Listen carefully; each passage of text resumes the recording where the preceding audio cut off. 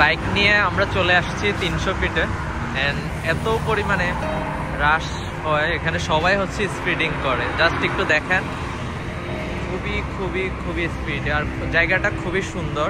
উপরে হচ্ছে মানুষ দাঁড়াই আছে, আর নিচ দিয়ে হচ্ছে সব যাচ্ছে, সব গাড়ি যাচ্ছে।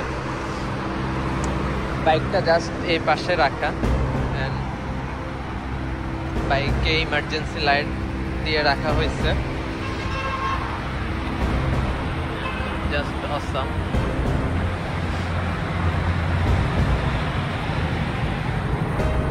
এই অ্যাঙ্গেল থেকে খুবই সুন্দর লাগতেছে বাইকটা।